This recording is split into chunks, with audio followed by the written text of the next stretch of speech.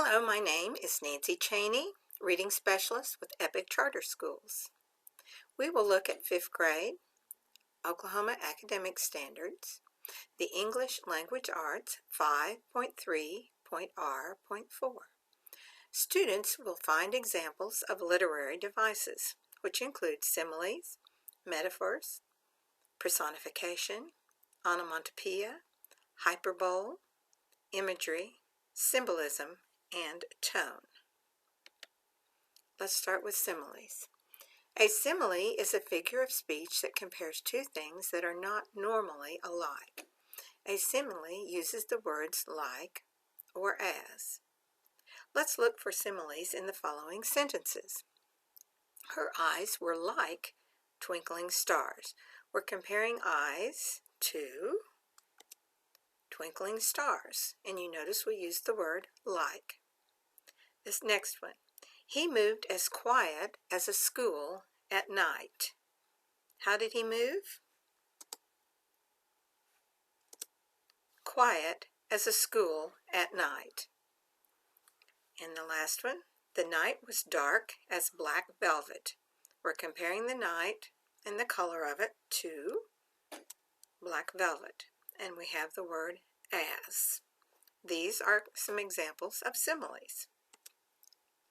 A metaphor is a figure of speech that describes one thing as something else, and it is a direct comparison.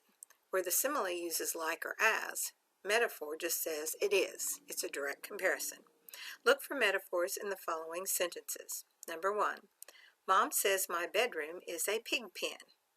What is the bedroom? A pig pen is what is compared to. Number 2. The rubber hose is a snake hiding in the tall grass. What is the rubber hose? It's compared directly to a snake. Metaphors. Onomatopoeia is a word that imitates the sound associated with it. Its pronunciation imitates its sound. In the sentence below, which words are onomatopoeic? Number 1. Her heels clacked on the hard floor. What's the one that describes the sound? It's clacked. Number 2. The wolves howled at the moon. What was the imitated sound? Howled. Number 3. The flag flapped in the wind. The onomatopoeic word would be flapped. Number 4. The birds chirp filled the air with sound. What was it? It was the chirp.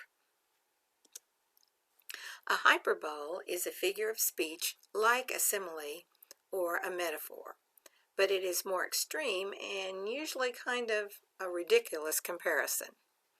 Look for a hyperbole in the following sentences. Number 1. He is older than the hills. How old is he? Older than the hills. Number 2, I had a ton of homework. May have been a lot, but a ton is 2,000 pounds, so that is an extreme comparison. Ton of homework.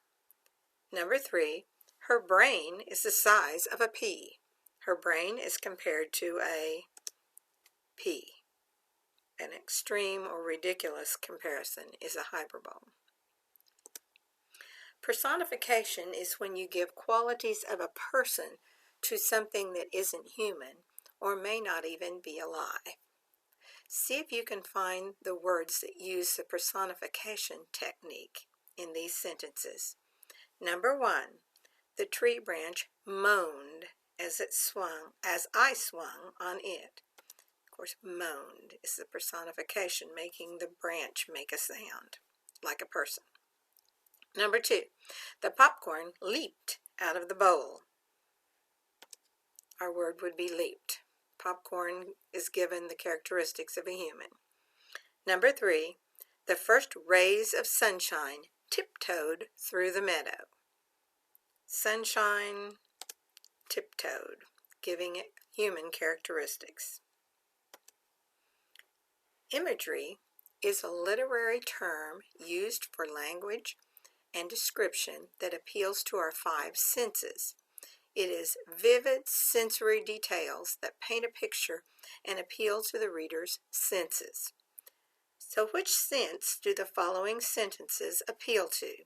Is it taste, smell, touch, sight, or hearing? Number 1. The sweet fragrance of the cherry blossoms wafted through the town. What sense is that appealing to? Of course, it would be the sense of smell. Number 2. The cheer grew to a roar, much like a freight train going through the stadium. What sense would that appeal to? Of course, it would be our hearing. Now, symbolism is when one thing is meant to represent something else. It is the use of an object, person, or word to represent something else like an idea. It creates meaning and emotion in your story. Two devices used to create symbolism are metaphors and allegories. We know that a metaphor is comparing two unlike things directly. We just talked about that.